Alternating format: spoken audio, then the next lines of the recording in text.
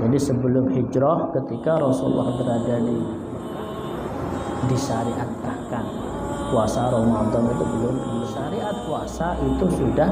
Makanya di ayat ini dikatakan kama kutiba 'alal ladzina, mana telah diwajibkan kepada umat-umat sebelum kutiba, ai kama furida 'alal umami, mana telah diwajibkan kepada umat-umat sebelum kalian.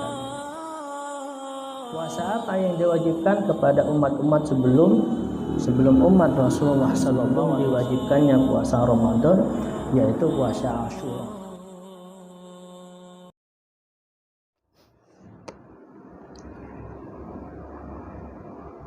Alhamdulillahirabbil alamin. Nahmaduhu wa nasta'inuhu wa nastaghfiruh wa na'udzu billahi min shururi anfusina wa min sayyiati a'malina, may yahdihillahu fala mudilla lahu wa may yudlilhu fala hadiya lahu. Allahumma shalli wa sallim ala sayyidina Muhammadin wa ala alihi wa ashabihi wa man tabi'ahum bi ihsanin ila yaumiddin. Amma ba'du. Ikhwani wa akhwati fillah rahimakumullah, bapak-bapak dan ibu-ibu muslimat yang dirahmati oleh Allah, alhamdulillah, syukur kehadirat Allah Subhanahu wa taala. Marilah senantiasa kita panjatkan atas limpahan rahmat serta hidayahnya kepada kita semua, nikmat yang tidak pernah putus kita rasakan. Mudah-mudahan dengan mempertahankan keimanan kita, mempertahankan akidah kita, sampai dengan Allah memutus nikmat dunia ini, tetap nikmat tersebut bisa kita rasakan walaupun nikmat dunia sudah terputus dari kita.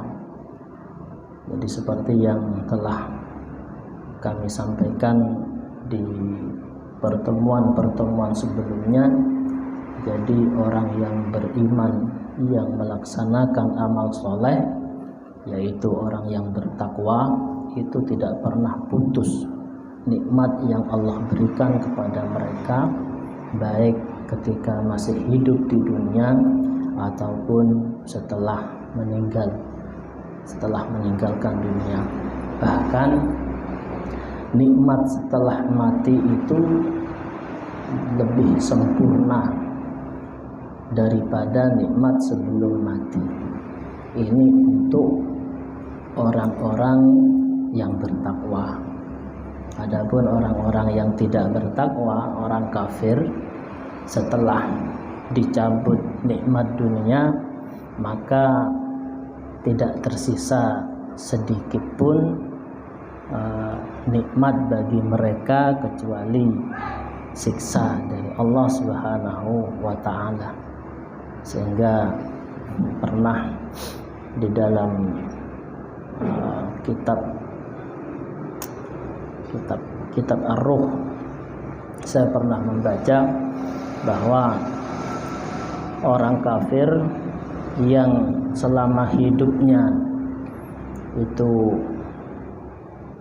menikmati semua fasilitas yang Allah berikan di dunia, dia penuhi semua hawa nafsunya, tapi lalai dengan kewajibannya sebagai hamba Allah. Di akhirat ketika pertama kali kakinya disentuhkan ke api neraka, kemudian dia ditanya, wahai hambaku yang kafir, apakah engkau pernah merasakan nikmat yang telah engkau lakukan, yang telah engkau rasakan selama hidup di dunia? Kemudian orang kafir tersebut mengatakan, ya Allah, ya, sedikit pun aku tidak merasakan atau tidak pernah merasakan nikmat yang telah aku rasakan ketika di dunia. Ikhwani wa akhwati fillah, oleh karena itu mari kita sama-sama berusaha untuk senantiasa meningkatkan keimanan kita, ketakwaan kita, selalu memperbaharui keimanan kita, dengan senantiasa berzikir kepada Allah, mengucapkan kalimat tauhid, yaitu la ilaha illallah. Ikhwani wa akhwati billah, Bapak-bapak dan ibu yang dimuliakan oleh Allah, saat ini kita sudah berada di akhir bulan Sya'ban. Kalau tidak keliru itu tanggal 25 Sya'ban. Insyaallah sebentar lagi di hadapan kita itu sudah menanti bulan suci Ramadan, ya. Mudah-mudahan Allah memanjangkan umur kita, dipertemukan kembali kita dengan bulan suci Ramadan, bulan yang penuh rahmat, penuh ampunan, saat kita membebaskan diri kita dari api neraka. Terkait dengan bulan suci Ramadan, kita akan baca surat Al-Baqarah ayat 183. Ya ayyuhalladzina amanu kutiba alaikumusiyam kama kutiba alal ladzina min qablikum la'allakum tattaqun. Ayyaman ma'dudat faman kana minkum maridun aw ala safarin fa'iddatun min ayyamin ukhra wa 'alal ladzina yutiqunahu fidyatun ta'am miskin faman tatawwa khairan fahuwa khairul lahu wa an tasumu khairul lakum in kuntum ta'lamun. Syahrul Ramadan alladzi unzila fihi al-Qur'an hudan lin-nasi wa bayyinatin minal huda wal furqan faman syahida minkum asy-syahra falyasum wa man kana maridan aw ala safarin fa'iddatun min ayyamin ukhra yuridullahu bikumul yusra wa la yuridu bikumul usra walitukmilul iddata walitukabbirullaha ala ma hadakum wa la'allakum tashkurun. Ikhwani wa akhwati fillah rahimakumullah, ini ada 3 ayat 183, 184, 185. 3 ayat ini yang menjadi dasar pedoman, ya, diwajibkannya kita menunaikan puasa di bulan Ramadan. Allah Subhanahu wa taala berfirman, ya ayyuhalladzina amanu aynadahum bilafdil iman liyuharrika fihim masyairat ta'ah wa yudka fabihim jadwatal iman. Jadi di dalam ayat ini Allah Subhanahu wa taala nadahum bilafdil iman, menyeru kepada orang-orang yang beriman saja. Jadi yang wajib untuk melaksanakan puasa di bulan Ramadan ini adalah orang-orang yang beriman. Ini menjadi salah satu rukun dalam puasa, ya. Selain orang yang beriman tidak diwajibkan untuk menunaikan ibadah puasa. Kalau berpuasa bagaimana? Ya tidak apa-apa, cuman diterima tidak diterimanya ya Allahu a'lam, gitu kan. Tapi dalam hadis juga disebutkan bagaimana puasa yang bisa menghapus dosa-dosa yang sebelumnya. Itu Rasulullah menyampaikan, man shoma ramadhana imanan, ya, man shoma ramadhana imanan. Ya, ini kan korelatif, berkaitan dengan ayat ini. Allah menyeru kepada orang yang beriman, ya ayyuhalladzina amanu. Rasulullah pun ketika dawuh bersabda tentang perintah untuk berpuasa, man shoma ramadhana imanan, barang siapa yang berpuasa di bulan Ramadan imanan, karena didasarkan dengan keimanan, wahtisaban, dan hanya mengharap ampunan dari Allah Subhanahu wa taala. menghitung. Ihtisab itu kan menghitung amalnya itu hanya untuk Allah Subhanahu wa taala. Bukan karena tidak enak sama tetangga, bukan karena tidak enak sama teman yang lain puasa kok saya tidak puasa, ikut puasa juga kahil. Nah, ini bukan ihtisaban. Ihtisaban ini hanya mengharap ridha Allah Subhanahu wa taala, niat ikhlas. Itu ihtisaban. Ihtisaban ridha Allah, mengharap ridha Allah Subhanahu wa taala.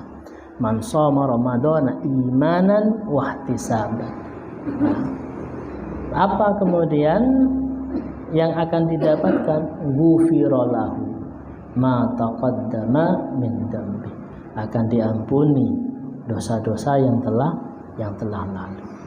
Nah, oleh karena itu kemudian Rasulullah juga bersabda, yang tidak didasari dengan keimanan, yang niatnya tidak ikhlas lillahi ta'ala. Gimana Rasulullah bersabda, kam min shaimin laisa min siyamihi illal ju' wal 'atash. Berapa banyak orang-orang itu yang berpuasa, tapi dari puasanya itu tidak mendapatkan apa-apa kecuali rasa lapar dan rasa dahaga. Hanya puasanya dijadikan sebagai rutinitas tahunan saja. Tidak makan dari setelah fajar, kemudian berbukanya maghrib, sama dengan orang-orang yang berpuasa yang lainnya. Akan tetapi kemudian perbuatan-perbuatan yang membuat puasanya itu tidak sempurna tetap mereka lakukan. Kemaksiatan juga jalan. Nah, ini menjadi hal yang perlu kita renungkan bersama. Jangan sampai kemudian kesempatan yang Allah berikan kepada kita berjumpa kembali di bulan Ramadan. Berapa Ramadan sudah kita lalui, ya, mudah-mudahan bisa lebih baik dan bisa lebih sempurna, dan kemudian memberikan pengaruh terhadap perubahan kehidupan kita. Ya, jadi puasa yang diterima itu seperti itu. Ya, sebelum Ramadan akan kemudian setelah masuk ke Ramadan membawa perubahan pada kehidupan kita setelah Ramadan berikutnya. Ya ayyuhalladzina amanu kutiba alaikumusiyam. Kutiba alaikumusiyam ay furidha alaikum siyam syahri Ramadan. Diwajibkan atas kalian puasa bulan Ramadan. Puasa bulan Ramadan ini diwajibkan atas orang-orang yang beriman. Saya baca di kitab Tawdihul Ahkam itu, kalau tidak salah itu di tahun kedua Hijriah. Jadi sebelum hijrah, ketika Rasulullah berada di Mekah, itu belum disyariatkan, belum diperintahkan. Puasa Ramadan itu belum diperintahkan. Tetapi syariat puasa itu sudah ada. Makanya di ayat ini dikatakan kama kutiba 'alal ladzina min qablikum, sebagaimana telah diwajibkan kepada umat-umat sebelum kalian. Ya, kama kutiba ay kama furido 'alal umami qablikum, sebagaimana telah diwajibkan kepada umat-umat sebelum kalian. Nah, puasa apa yang diwajibkan kepada umat-umat sebelum umat Rasulullah sallallahu alaihi wasallam atau sebelum diwajibkannya puasa Ramadan, yaitu puasa Asyura. Puasa Asyura. Puasa Asyura itu puasa di tanggal 10 Muharram. Jadi dulu puasa 10 Muharram wajib bagi mereka. Kemudian ketika Rasulullah hijrah ke Madinah, mendapati orang-orang Yahudi juga berpuasa, ya, ditanya oleh Rasulullah, kenapa kalian puasa di 10 Muharram ini? Kata orang Yahudi, kami di tanggal 10 Muharram ini bersyukur kepada Allah Subhanahu wa taala karena Allah telah memenangkan Musa daripada Fir'aun. Fir'aun dibinasakan di tanggal 10 Muharram dan Nabi kami, Nabi Musa, dimenangkan atas Fir'aun. Sebagai wujud rasa syukur kami kepada Allah, kami pun berpuasa di tanggal 10 bulan Muharram yang dikenal dengan puasa Asyura. Tapi kemudian Rasulullah ketika melihat orang Yahudi puasa seperti itu, ya, Rasul itu tidak suka kalau kemudian ibadahnya itu sama dengan ibadahnya orang Yahudi. Makanya kemudian diperintahkan oleh Rasulullah untuk berpuasa sehari sebelumnya atau sehari setelahnya. Jadi sunnah puasa di bulan Asyura itu tanggal 9, tanggal 10, atau tanggal 10, tanggal 11, atau tiga-tiganya, tanggal 9, tanggal 10, tanggal 11 Muharram. Fadilahnya sangat besar, ya. Itu puasa-puasa yang sunnah. Kalau amalan-amalan sunnah itu oleh Allah Subhanahu wa Ta'ala itu disebutkan, fadilahnya itu disebutkan, ya. Puasa Muharram contohnya itu disebutkan, fadilahnya itu diampuni dosanya setahun sebelumnya dan setahun setelahnya, ya. Diampuni dosa-dosanya setahun sebelumnya dan setahun setelahnya. Tapi untuk puasa Ramadan, Allah Subhanahu wa Ta'ala tidak menyebutkan berapa nilai pahala yang akan didapatkan oleh seorang hamba ketika menjalankan puasa Ramadan itu didasari atas iman dan ikhlas karena lillahi ta'ala. Allah hanya mengatakan begini, ya, kullu amal ibni Adam lahu, kullu amal ibni Adam lahu. Semua amal ibadah anak Adam itu milik dia, kata Allah Subhanahu wa Ta'ala. Illa sauma, kecuali puasa, fa innahu li wa ana ajzi bihi. Kecuali puasa itu untukku dan aku yang khusus yang akan memberi balasan kepada orang-orang yang berpuasa. Ya. Jadi ikhwani wa akhwati fillah rahimakumullah, suatu amal ibadah ketika tidak disebutkan, ya, jumlah pahalanya, ini menunjukkan betapa besarnya dan tidak ada batasnya, dan kita tidak bisa menggambarkan seperti apa balasan daripada puasa Ramadan itu. Oleh karena itu suatu kerugian yang sangat rugi, ya, bagi seorang hamba jika kemudian diberi kesempatan oleh Allah Subhanahu wa Ta'ala untuk bertemu dengan bulan suci Ramadan, ya, akan tetapi kemudian menyia-nyiakan bulan tersebut, ya, dengan tidak berpuasa mungkin, ya, kan banyak gitu ya kita jumpai, ya memang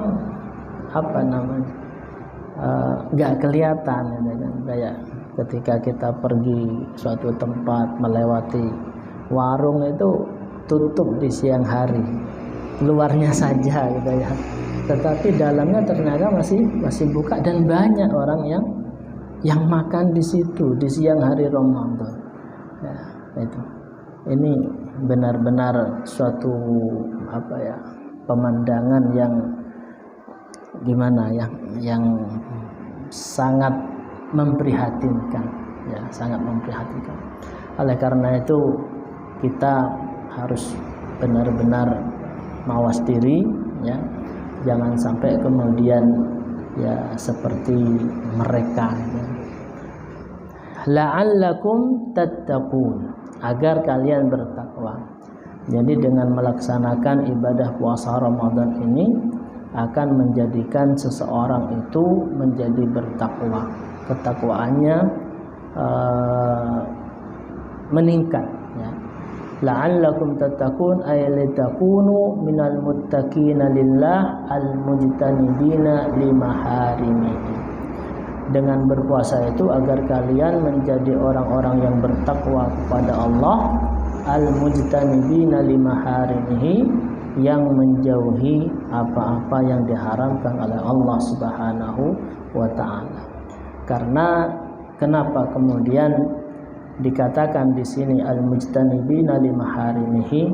Karena orang yang berpuasa itu bukan hanya meninggalkan yang haram saja, akan tetapi yang halal pun di siang Ramadan ditinggalkan oleh orang yang berpuasa.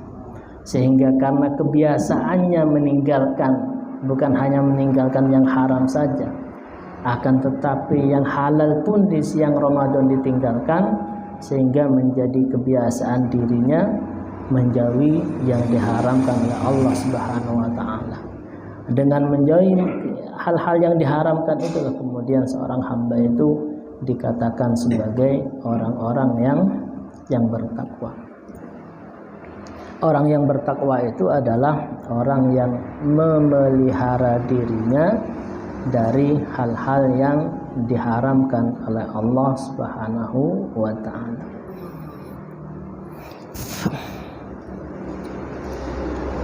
Kita lanjutkan satu ayat lagi, waktunya sudah habis. Ayyaman ma'dudat, ay asyamu ayyamuhu ma'dudat wa hiya ayyamu qalaila falam yufrad alaikum ad-dahra kullahu tahfifan wa rahmatan bikum. Ayyaman ma'dudat, apa yang dimaksud dengan ayyaman ma'dudat? Jadi yang diperintahkan oleh Allah Subhanahu wa taala dalam puasa Ramadan itu di hari-hari yang sudah ditentukan oleh Allah di bulan Ramadan, yaitu 1 bulan. Untuk apa? Allah Subhanahu wa taala tidak memerintahkan puasa ad-dahra. Puasa apa? Puasa setahun penuh. Jadi tiap hari puasa, gitu kan. Nah, ini tidak ada perintahnya, ya. Tidak ada perintahnya, ya. Untuk apa? Kenapa Allah Subhanahu wa taala kemudian memberi batasan hanya 1 bulan yang diwajibkan? Takhfifan lakum, untuk meringankan hamba-hambanya, wa rahmatan bikum, dan sebagai bentuk rasa sayang Allah kepada orang-orang yang beriman itu. Kalau kemudian kita menjumpai ada di antara kawan kita, saudara kita, tetangga kita melakukan saumud dahri, puasa terus tiap hari, tidak pernah berbuka, nah saya sendiri dalilnya belum mendapatkan, ya. Belum mendapatkan dalil yang pernah saya dapatkan hanya seperti ini. Pernah datang 3 orang, ya, 3 kelompok sahabat kepada Siti Aisyah, kemudian bertanya terkait dengan ibadahnya Rasulullah SAW. Akhirnya diceritakan oleh Aisyah, oleh Siti Aisyah itu terkait dengan ibadahnya Rasulullah.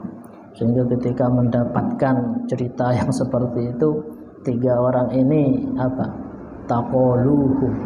taqoluhum itu merasa sangat kurang dibandingkan dengan Rasulullah. Mereka mengatakan, aina nahnu min Rasulillah qad ghafarallahu ma taqaddama wa ma ta'akhkhara. Kita ini dibandingkan Rasul itu enggak ada apa-apanya.